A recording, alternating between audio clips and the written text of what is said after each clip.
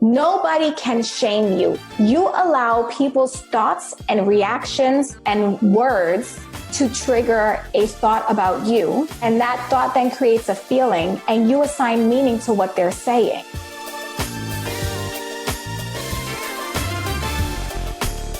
You're listening to the Redefining Wealth podcast with Patrice Washington. In today's episode, I sit down with my good girlfriend, entrepreneur, and master coach, Rachel Luna. She says that we were all built to survive.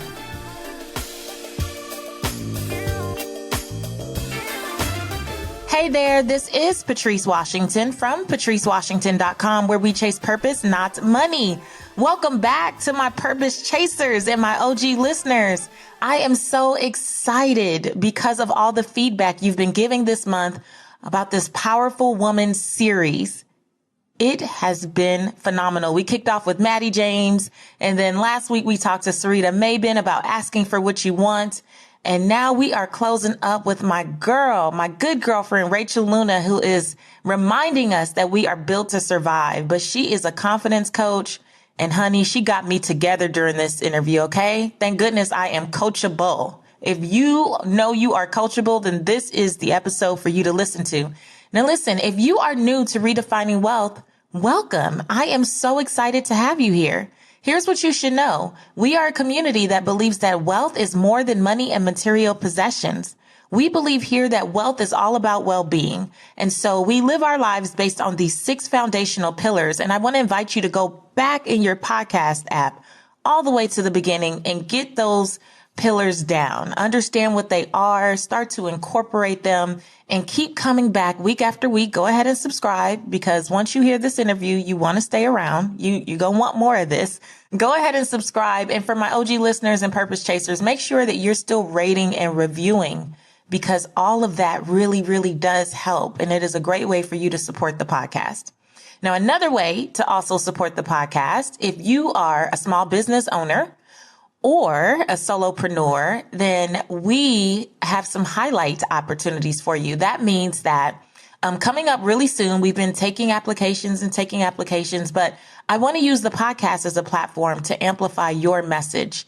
If you have something that is in alignment with the 6 pillars, which is why you need to know all about them, and you believe that this highly engaged, high achieving audience of predominantly women, about 85% women, could be served by what it is you do in the world, then head to patricewashington.com/podcast ads, patricewashington.com/podcast ads, and you'll get more information about what we have available. I think that especially as women entrepreneurs, we should make this a win-win and support each other. So if you're down, I'm down. Let's just see if it's a fit. And I can't wait to start rolling out all the women we already have lined up. I'm really excited about what you guys are up to in the world. Okay, so let me tell you about my girl. Rachel Luna is a best-selling author, international speaker, sales confidence strategist, and master coach. A former U.S. Marine, this 4'11" firecracker has a rock-steady reputation for inspiring confident action and helping her clients double, triple, and quadruple their income. She's the host of the podcast, Real Talk with Rachel Luna, where she dishes on how to gain more clarity and confidence in life and business. Please stick around to the end, because I am making a big announcement. Rachel and I have a little something going on. So stay tuned so you can hear all about that. Now, without further ado, here's my girl, Rachel Luna.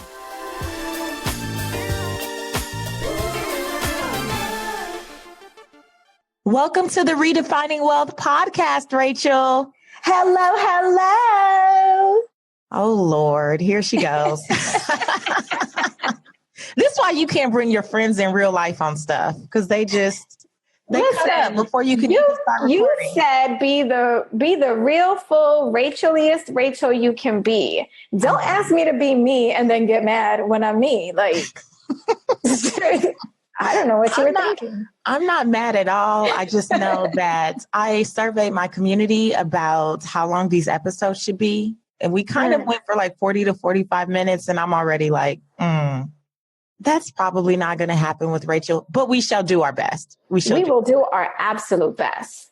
Okay. So Rachel, I have to let everyone know that we met. It's already been like 4 or 5 years, almost 5 Yes, years girl, ago. almost 5 years ago. We both won Stiletto Women in Business Awards. That's right. Shout out to Stiletto Women. Yes. And so we met in Ohio somewhere. I don't even remember. Girl, in Cleveland, Ohio. And I remember getting on the plane like, who goes to Cleveland? No shade if you live in Cleveland, but I had just never been there. That was what you thought? Who goes to Cleveland? Well, what's in Cleveland? Who goes to Ohio? Well, it was really more like Ohio. Why would I go to Ohio? No, I think we were in Columbus. Columbus. That's what it is. No. Columbus. Yeah, and I just spoke in Columbus recently. So shout out to Columbus, Ohio. What's up, Columbus? Thank you for bringing Patrice and I together. We love you, all of Ohio. But ever since that time, it's funny when you are in those types of spaces because some folks you meet and it's just like a fleeting thing. And then some people you just latch onto and you take into the rest of your life. Forever and ever. You have been one of those people for me. And likewise, I have not kept into, I don't even, so nothing happened. Don't get crazy now, but I don't even talk to the woman that nominated me for that award anymore. She just, I don't know where she is. She fell off, but you and I have just remained through the years and I'm grateful for that. I am too. I mean, we've had many of great chats. Remember the minis have played together? Yeah, I was about to say the minis have played together. My girls still ask about your daughter. When can we go back? I think it was more because they had a good time and you guys have a trampoline. Right. The trampoline was that's the winner. That was the winner there. It wasn't really so much us. I understand. But we had some good laughs, a few cries, a few prayer moments and all that good stuff. And so I am so excited to have you or to get to share you, I should say, with my community. Now, I know that most people know you for helping folks confidently become better salespeople, really, in their business, right? Well, can I just let me just dispel a little myth about that. So what I really do is I actually help people become more confident to take action in anything. Now, I teach sales because I recognize that people will admit that they have a problem with sales before they admit that they have a problem with confidence. You have to know who you're talking to. You have to understand what the external problem is, right? The external problem is the problem that your audience thinks they have. That's what they're willing to pay for. But the internal problem is what they really need help with that they may not be strong enough to admit is a problem. Or even aware yet. Which is why it's so important to have that content leading up to it, where you are reminding them of the problem and the issue. Yeah, I've found that too with, my personal finance expert days, if you will, that, people would think that the issue was, I don't know how to budget or I don't know anything about credit. But then obviously that's where redefining wealth comes from, because once we start doing the work, I would expose people to all the other things. It's like, no, you have a people problem. Like budgeting is the least of your worries. You don't know how to say no. Or, you're just not taking care of yourself and all these other things. So I used to say that I would kind of trick people. Like my goal is to trick you, not my goal, but I have to get you in and then show you what you actually needed. That's the sales vehicle. That's the vehicle. And I teach people you have to understand very clearly what your vehicle is. The vehicle is what gets people in the car. You're going to take them on a journey that they did not even see coming. And you're going to give them what you promised them when you're going to give them the car that they bought. And you are going to use that car to take them to a place they could never have imagined going by themselves. I love that. I love that. Okay. So what I love about this whole thing, though, is because I've gotten to know you more intimately over the years, what's so amazing to me is that as confident as you show up and as beautiful and the family, and shout out, congrats on the new house. Thank you. Which looks amazing. I can't manifested that. I know. I can't wait to come to Florida and hang out in that pool, in that backyard with girl, you. Come on over. But we know that it wasn't always that way. And one of the things that is really foundational here, it's our first pillar, which is the fit pillar. And in it, I always talk about not just being physically fit, but being mentally fit, because you and I both know that many of us, and we've definitely, I'm sure, been guilty of this in different seasons of our life, we are praying for things that we just don't have the capacity to mentally sustain. But we're not really there yet. And I love that you have been so transparent about different challenges that you've had over the years, and especially when you were younger, the eating disorders or battling with depression. Can you kind of share how, just how this journey started out for you? Because it wasn't all roses. No, and it's still sometimes not roses. Like, I have an issue these days with social media and how everyone is portraying this perfect life that nobody has. Don't get me wrong, I have an amazing life now, but I also cry at least once every 2 weeks, a good, hard, ugly cry. Right? Like, I feel you.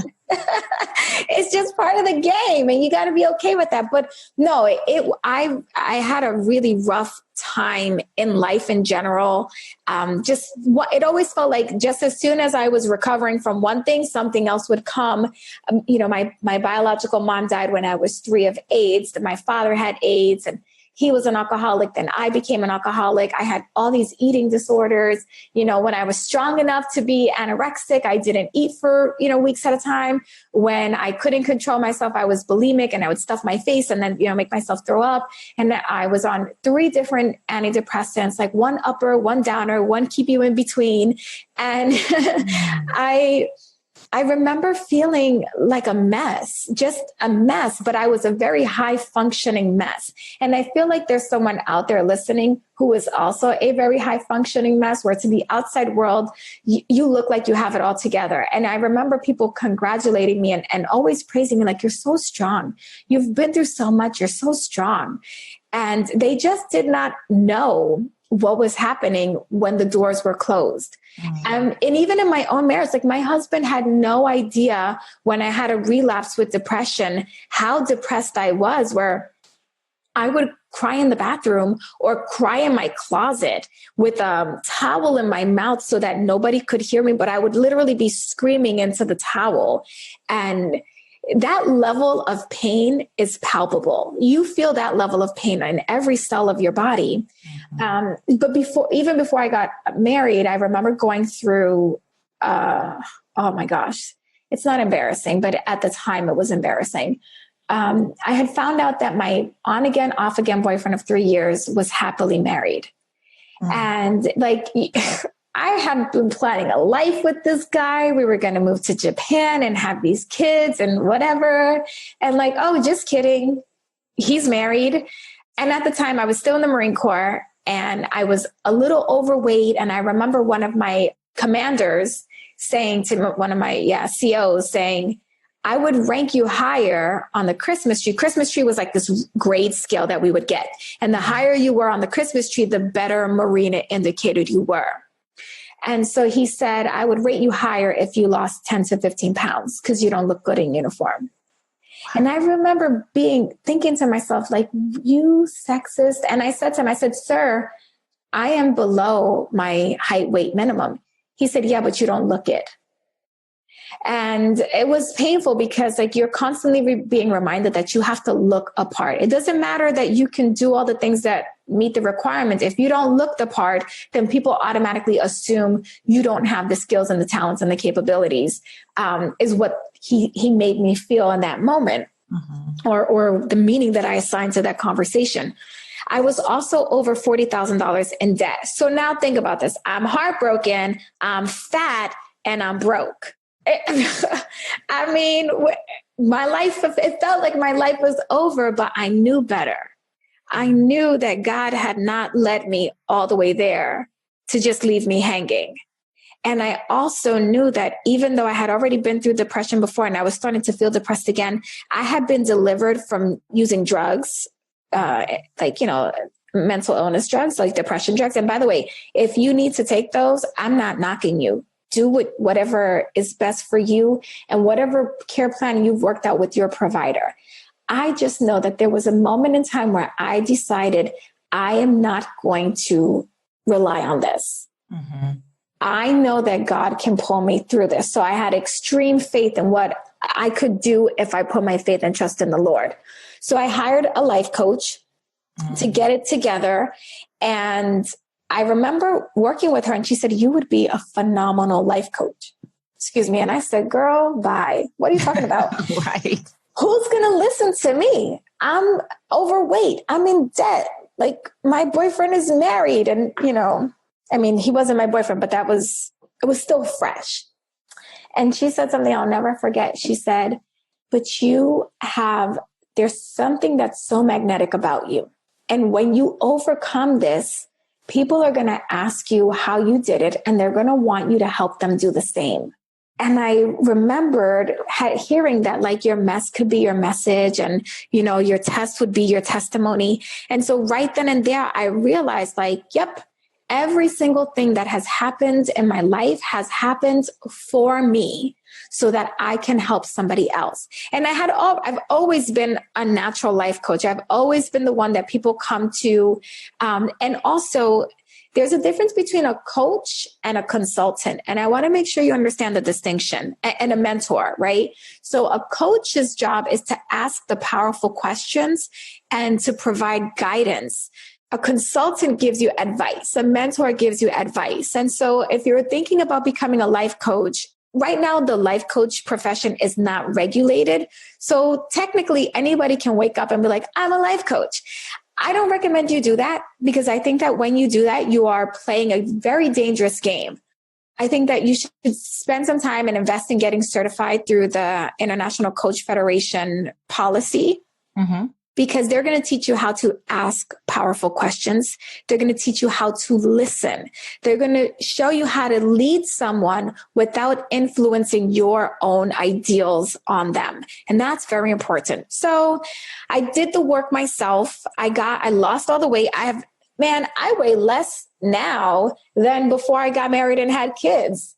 I lost all the weight. I got out of the debt. Not only did I get out of all of that debt, but in less than 3 years, I got out of over $40,000 in debt. And I saved up enough money to buy a brand new off the lot car in cash. Wow. Girl, that was God. And then I decided, well, let me go ahead and monetize my pain. Right.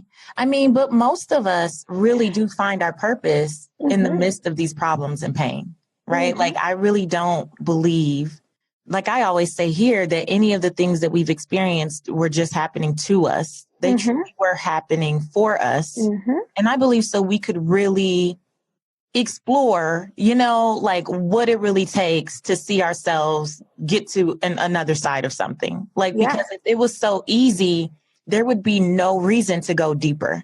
There would be no reason to put on your big girl draws and like do the work and figure it out and ask yourself the tough questions and get the support you need. Like, there'd be no reason to.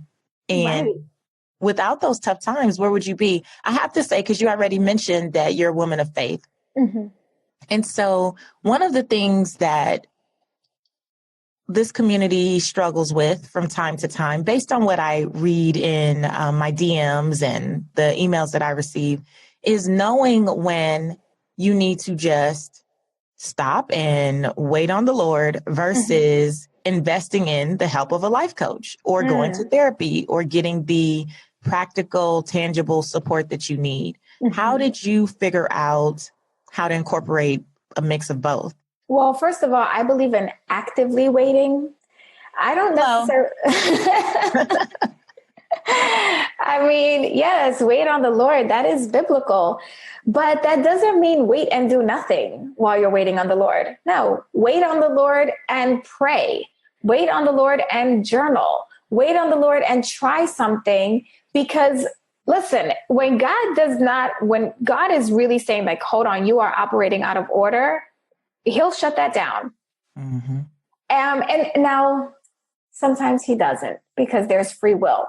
But what I have come to learn, at least in my experience with God, is that He will tell you, listen, bad idea, and you will start to trip and find different ways. What I think people do is that instead of, when God is saying, hey, bad idea, instead of listening and then taking a moment to say, well, what does this really mean?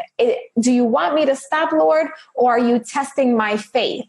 They just automatically think like, oh, well, that didn't work out easy. So hiccup, I'm going to give up now. I don't believe in that.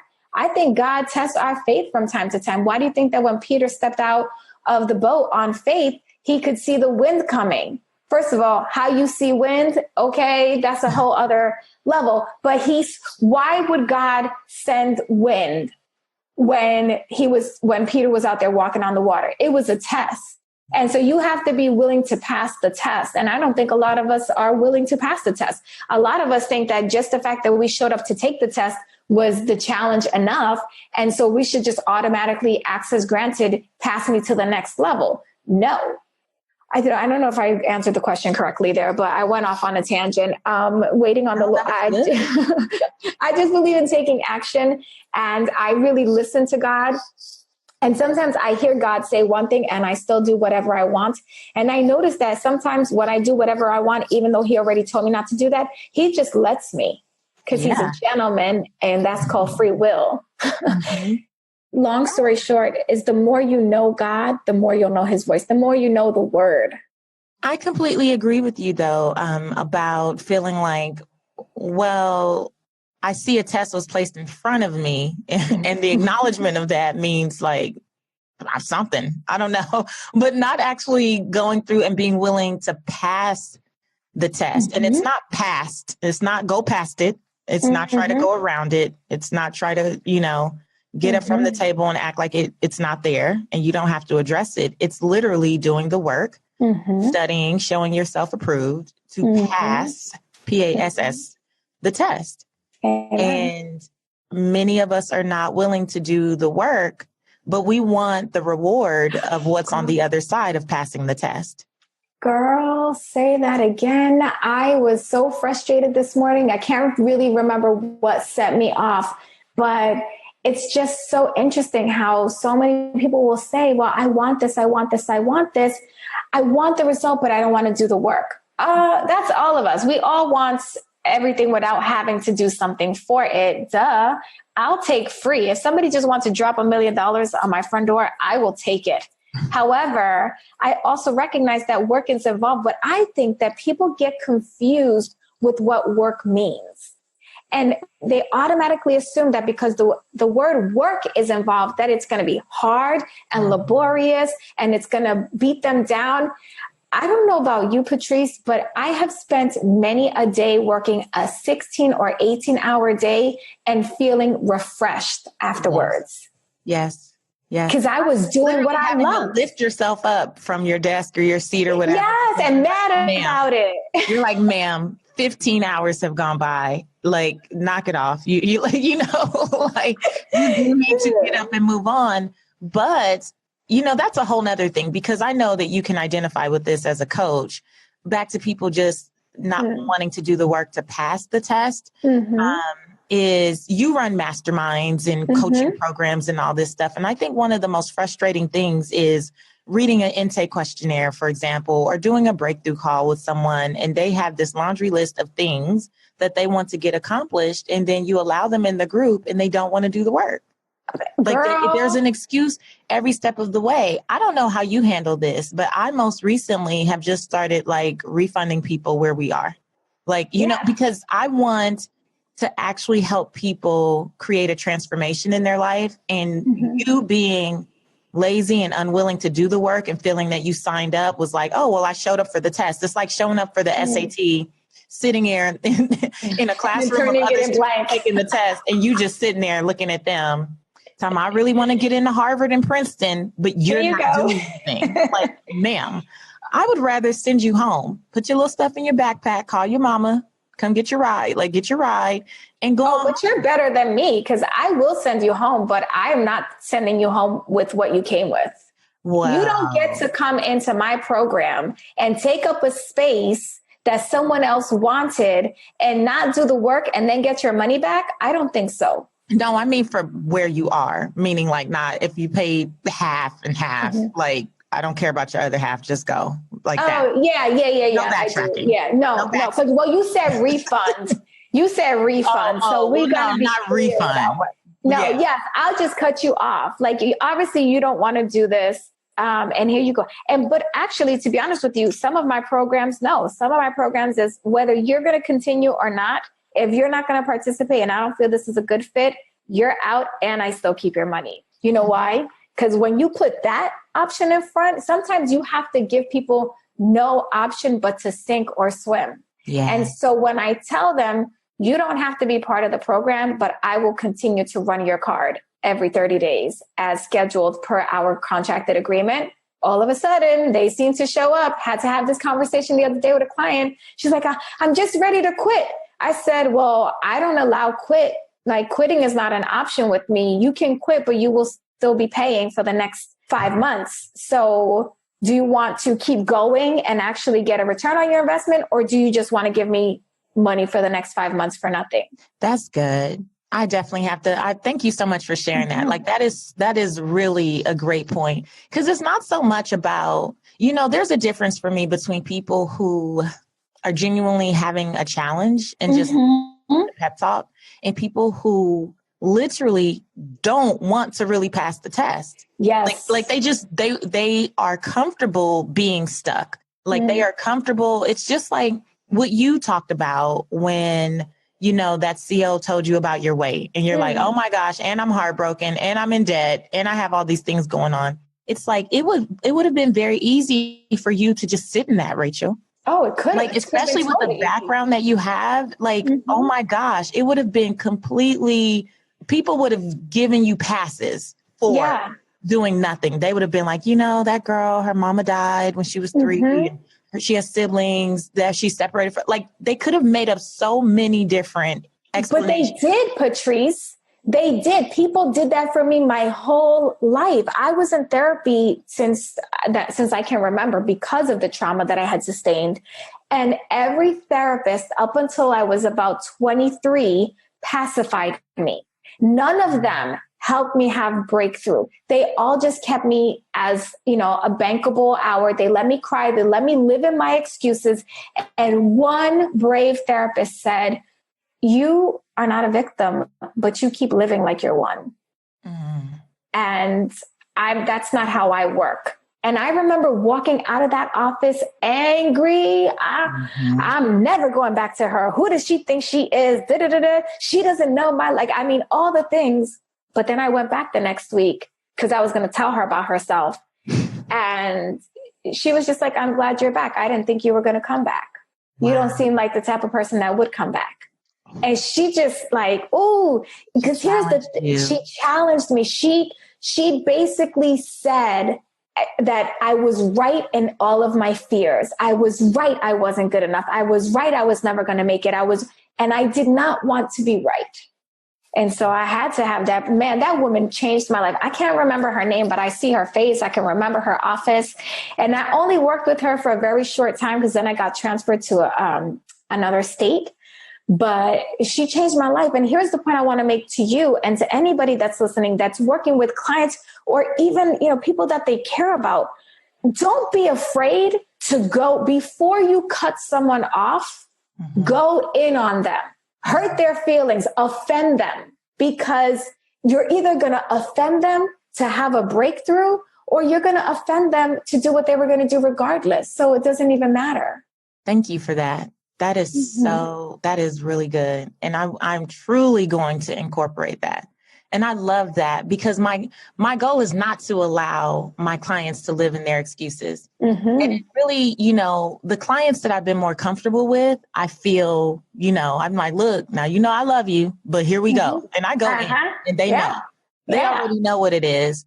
But sometimes there's just those, and I rarely get this, but when there's always going to be one, girl. There's always one. But what I love that you're saying is I don't even get to make an excuse for allowing them to live in their excuse. Like, just because it makes me uncomfortable.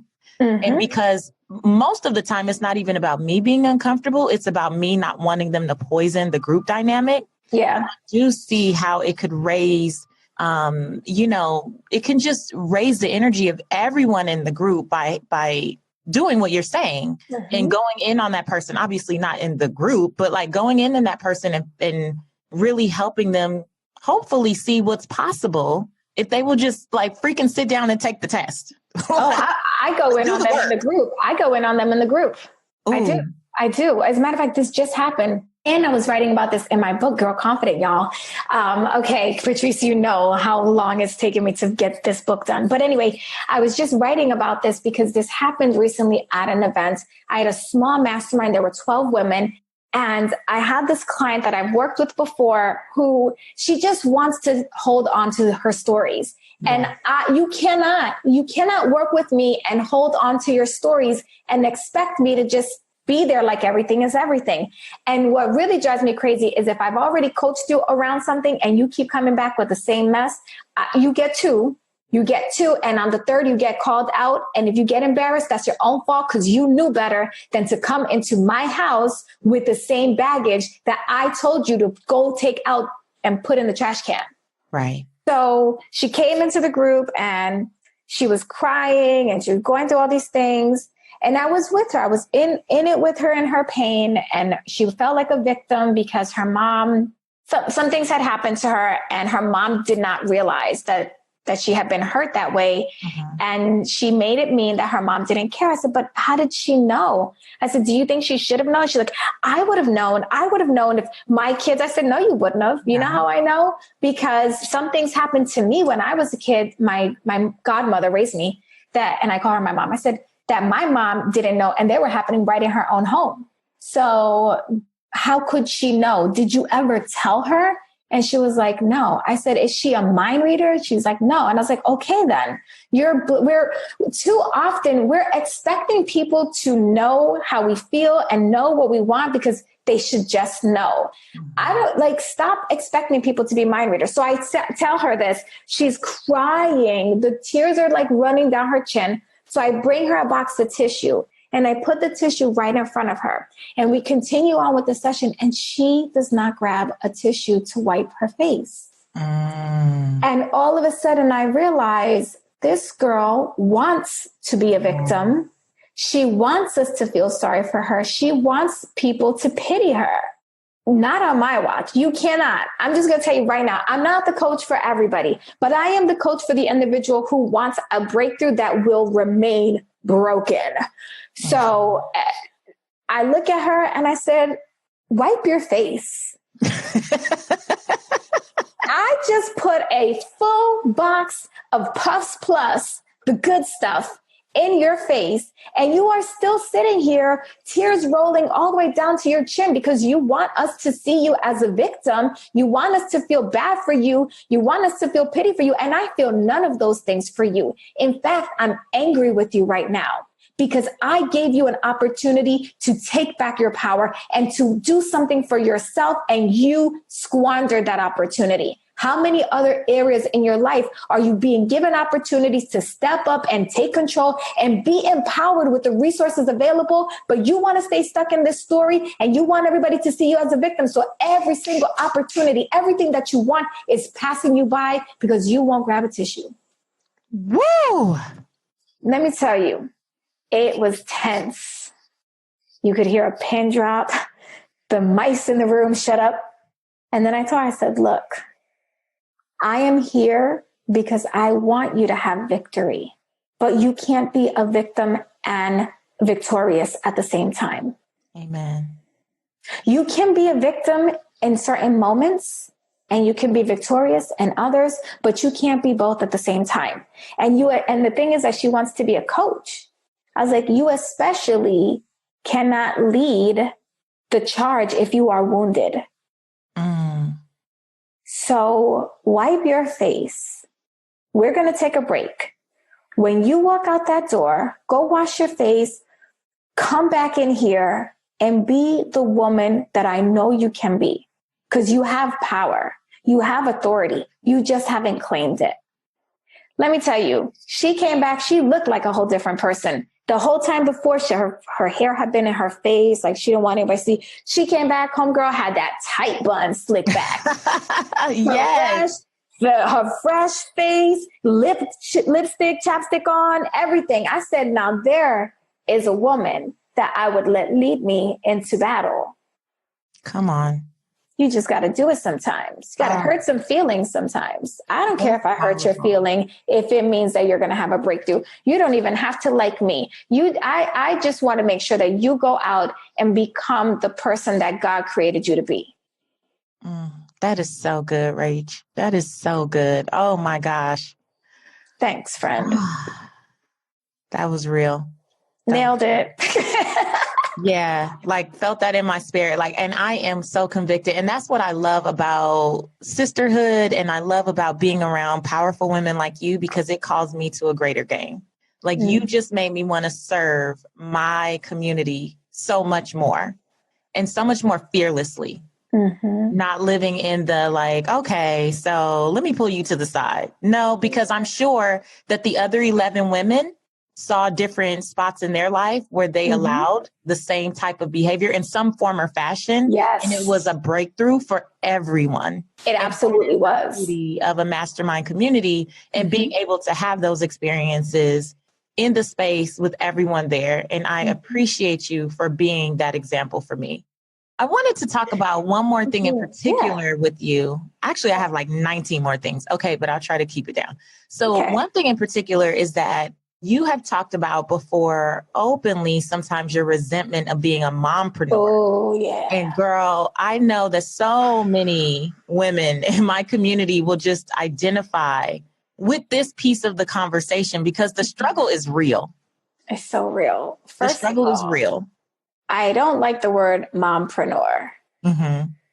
That's not who I am. That's not what I do. That is not my identity. So the first part of it is that we get very clear on our identity, who and whose we are. We are not what we do, right? Being a mom is a role that I function in. Being an entrepreneur is another role that I function in. I don't feel the need to combine those two roles. Amen. And I don't have to justify that to anybody as well. But, you call yourself whatever you want to call yourself. For me, no. Now, my resentment came in the fact that, first of all, I did not know that when I had my daughter, both of my daughters, but my first daughter specifically, that I had postpartum depression because I'm high functioning. I didn't know it. Like someone post-diagnosed me. Yeah. I'm high functioning. So even just to give you a perspective, my oldest brother passed away suddenly in September. And I got on a plane on Friday to try to make it to say goodbye to him. He died like 15 minutes before I got to the hospital. So that really sucked. And then on Monday, I was back home, clients, and back to the drill. It's not that I don't miss my brother more than I'm just a high functioning person. I am built to survive. In fact, all of us are built to survive. Some of us just know how to survive better than others in the face of adversity. That is something that you can condition yourself to. You can actually learn how to become a survivor if you're willing to put down your stories. So anyway, I have this kid and I don't bond with her at first. In fact, I'm like, that love that they said you're supposed to feel, everyone told me that you're going to fall in love with your kid and it's going to be the most amazing love that you've never experienced. I did not feel that. And I didn't feel that for about 7 years. My kid is 10 now. So I just recently started loving her, like for real, love. We talked about this, so I completely identify. Yeah, I've always loved her, but that kind of love that they say you're supposed, I felt gypped. I felt robbed in motherhood. And then I had my second daughter thinking this time was going to be different. And again, now this one, I loved her a little more off the bat. It was a little different, but it still wasn't that like, take my breath away. I just want to live my life for you. Like that's not, and I still don't want to live my life for my daughters. However, what I discovered was that I resented the fact that I wasn't the kind of mother I thought I would be. Growing up, I thought I was going to be the Betty Crocker mom and making the cupcakes and the cookies. And then I tried to do it with my kid and she spilled flour all over the place and I had to clean up and nobody was helping me. And I felt so resentful because now my life wasn't my own. Now, anytime I wanted to schedule something, I had to worry about like, are the kids going to be home and who's going to help me and who's going to clean? Like, I just hated it. Sorry, I get so mad about it because You know what, though? I think it's so important to have this conversation, which is why I brought it up. And, my daughter and I have had to talk about this over the years because I was the same way, and also built to survive, high functioning. So I didn't realize that something was wrong. And I put it on the fact that she was born prematurely, extremely prematurely. And so they took her away immediately. Oh, that happened with my first daughter. She had, sorry to interrupt you, but she had a growth in her little private area. So they put her in the NICU but go ahead. Yeah, same thing. Yeah, it was like, so that, they flashed her in front of my face, but I didn't even really see her. Like it was so quick. And then I didn't see her for a full 24 hours. I had to get about it with my nurses. Like, look, I want to see my baby. Like I was getting ignorant by that point. It's the best way to be. Yeah. And then she was in the NICU and I couldn't really touch her at first and all this stuff. And so I was so angry. I was like, they messed up that moment because on the TV or in the movies, I'm supposed to see her, hold her, put her against my chest, look at her in her face and have this like fall in love, miraculous moment. But Patrice, I had that. So in Germany, when you deliver a baby, they tell you reach down. You pull your own baby right from inside of you. Yeah, I mean it's pretty cool that they help you do that. But so I had that, and I nursed her like within moments of her being born. Like I had all the storybook moments, but the feelings did not follow, and I couldn't figure it out then. But now, 10 years later, I realized that my thoughts were impacting my feeling. When my daughter was born, I was really scared. My husband and I were not married.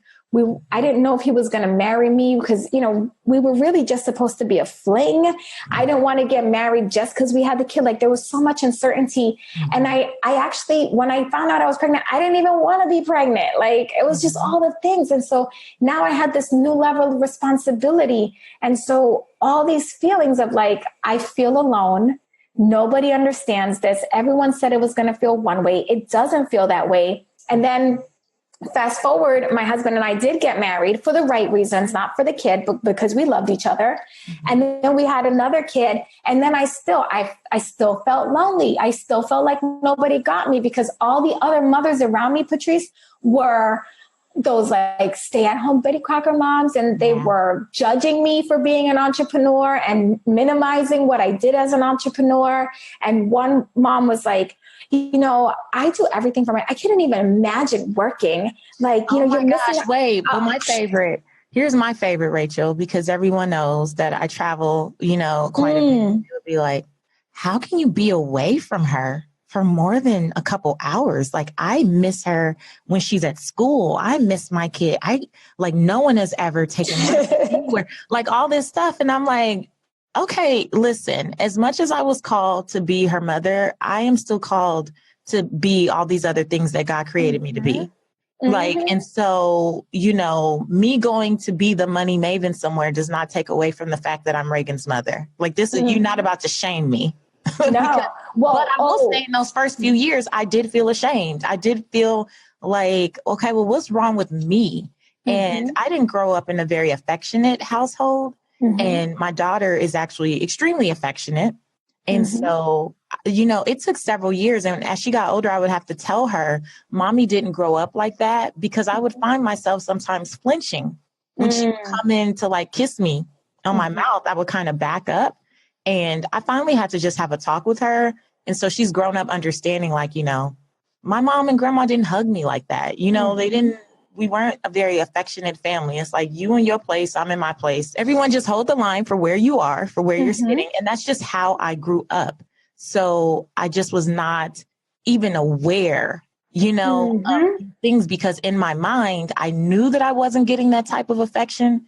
And I assumed that when I became a mom, to your point, I would be all these glorious things. Magically, deliciously, but no. and the desire to compete, the desire to be an entrepreneur, the desire, to just live out this full experience of all these things I wanted to do, they did not go away. And because I wanted to be a mom also, like they just didn't, And so it took me a few years. One, I was diagnosed after the fact too, but like it took me a few years just to really find my rhythm and be okay with each of these individual roles. Yes. And be able to express that in this moment, you know, this is what I need to be my best. And I'm so grateful for a husband and a daughter who have accepted me for me. And allow me to be me, but also have learned that they can tell me when they need more from me. So I don't have to try to read their minds. Yes. Can I just take 2 steps back to something you said about they tried to shame me and how you felt ashamed? And I really want us to start changing the narrative around this whole business of shame, because my belief, and I'm going to back it up right now so y'all can start believing it too, is that nobody shames you. Right. Nobody can shame you. You allow people's thoughts and reactions and, you know, words to trigger a thought about you. And that thought then creates a feeling, and you assign meaning to what they're saying. So I didn't understand this. So I too felt like, oh, you know, they're shaming me. Nobody, we allow people to shame us. And when I finally understood the distinction, like, you're not going to make me feel anything because I have control of my thoughts and I have control around what I make your ignorant comments mean about me. And so I had to have this conversation with one of the moms, that same mama, oh, you know, I would never, and did it, because she used to throw these little digs. And like, ma'am, do you think I am not educated and intelligent? Because I see what you're doing. I'm just classy enough that I'm not going to call you out. But one day the Puerto Rican in me came out, and I'm sorry, she was just a casualty. I had to let her know. I said, listen, I'm going to stop you right there, because one too many times you've made these little side comments, and I'm not here for it. So here's what you're not going to do. You're not going to continue to tell me how to parent my child the same way that I don't tell you how to parent your child. You are not going to tell me how you would do things if you were me, or why you choose not to do whatever you choose not to do. I don't care what you choose to do. You live your life, and just recognize that one day your children will leave the house. So all this devotion that you have, what are you going to do 5 years from now when all your kids are in school? And what are you going to do 18 years from now when they're all at the house and you've been living your life for other people, but not for yourself? Then you could talk to me about what having a fulfilling life looks like. Until then, if you want to be friends with me, we're not having these conversations anymore. Again, this was not in private. This was in front of all our other friends, because I needed everybody to understand what time it was. And I knew that if I made the example of one, everybody else will fall in line. And guess what? Not only did I not feel any kind of shame, but we never had to have a conversation like that again. And our friendship is still intact to this day. You are such a boss at boundaries. Like, you are unapologetic, like, about your boundaries. And I love it. I love it.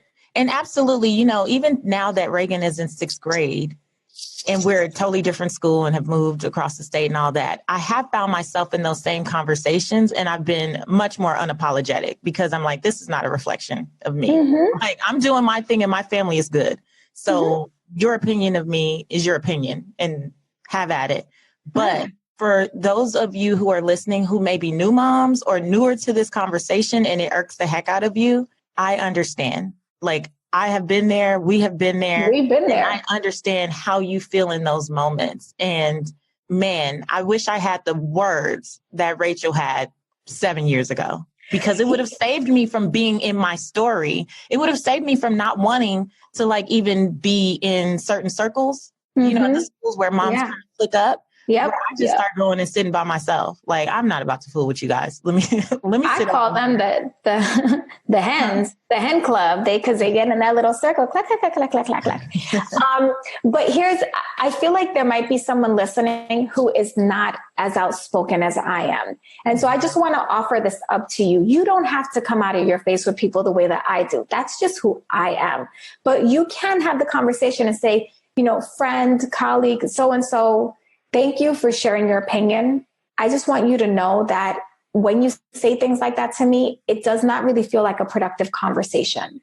So what I would really love is for you and I to center our friendship and our conversations around something that you're both interested in. the school or the Zumba class or the, whatever, Real Housewives. But when it comes to talking about parenting, I think we have different opinions and different ideas. And I don't want to jeopardize our friendship just because we don't see eye to eye on something like that. But what about people who don't deserve all that, Rachel? Like, people who have these conversations, we're not friends because our daughters are in the same class or because our children go to the same school. Like, I don't owe you that. Yeah. Okay. Well, that actually happened to me the other day to an extent. I was at a Girl Scout meeting. You know what I don't like? I don't like when my kids try to make friends for me with their mom.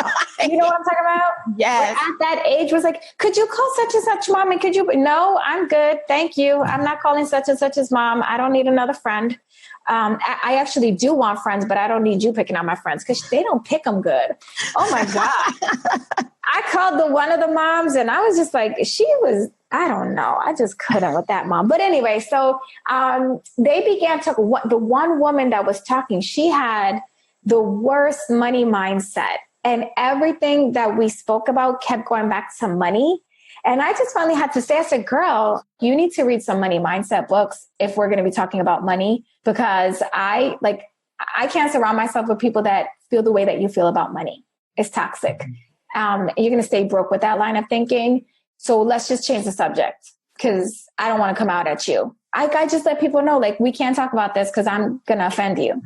Again, I just want everyone to know that Rachel is all of about 4'11". Just like, and it blows my mind. You are so, you just make me so happy. I just say what everybody thinks. You do. And I truly love you for it. Okay. So, I could talk to you forever, yes. But before I let you go, I have to ask you these Redefining Wealth rapid wisdom questions. So just tell me the first thing that comes to mind. Okay. Cupcakes. Okay, go. Okay. How do you define success? Oh gosh. Waking up, honestly, waking up. I'm alive. That is a victory in and of itself. That means that God has said, I'm not done with you yet. You are still of service. You can still make an impact today. Success is yours. Wow. I love that. How do you define wealth in 3 words or less? People, relationships, service. Love it. What's one book that has redefined how you see wealth? The first one that comes to mind is Money, a Love Story by Kate Northrup. Because it was the first book that, and this was before I knew you, I really wanted it to be a Money Maven book, but I have to be honest and authentic. And it was the first book that actually got me to recognize that it was okay to look at my numbers. Yeah. No, I love that. And the more, I'm actually collecting all of these references and creating a library for the audience. So I love it. Okay. Fill in the blank. My name is, and for me, the truth about wealth is. My name is Rachel Luna. And for me, the truth about wealth is it's limitless and available to me at any moment that I choose. Amen. Amen. Rachel, I love you so much. I love you. Thank you for having me. I've been wanting to be on this show. I'm so glad that we made it happen.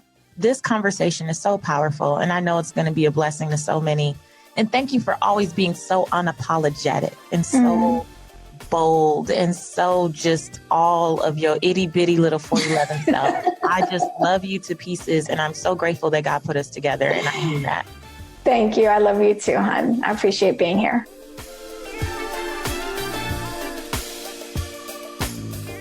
Ooh, was that not powerful? Come on, Powerful Woman series. Rachel is amazing. I have to text her and DM her. I don't know how often, just to say thank you for being in my world, because to me, it's nothing better than surrounding yourself with powerful women. So I hope that you enjoyed this 3-part series in honor of Women History Month.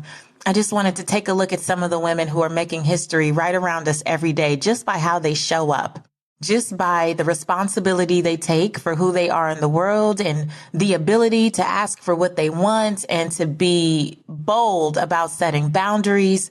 Man, Rachel Luna was on fire. And if you want to experience her being on fire, here is my special announcement. I was just added to the list of speakers for her Confidence Activated Live 2019 event. Now, this is a 2-day event focused on activating your faith, finances, gifts, business, and of course, confidence. And Rachel believes that when you activate your gifts, you learn how to sell your offers in a strategic way that feels authentic to you. I believe this wholeheartedly, and I am so excited to be able to share the stage with Rachel and the lineup of amazing women. Now, so special, we kicked this series off with Maddie James. Well, Maddie James's sister, Maya Elias, and for those of you who are like super Instagram people, you probably didn't even know they were sisters, huh? I didn't. Took me a while to figure it out, but so excited because Maya is another person, powerful woman that I follow on Instagram. Love her stuff, love her content, just love her authenticity. And I can't believe I get to share the stage with all these ladies. So meet us in Atlanta, June 1st and June 2nd, 2019. There's a link in the show notes, or you can come to my calendar, patricewashington.com/calendars, and check it all out. I would love to see you there, would love to meet you there. And let me tell you, this was just a taste of what Rachel has to offer. Believe me, if you want that real-time coaching, you know, the way she just checked me on the podcast, if you want some of that in person in your life, then I suggest you meet us there, June 1st and June 2nd, okay? I hope to see you there. But until then, I want you to go live your life's purpose, find fulfillment, and earn more without ever chasing money. Talk to you later.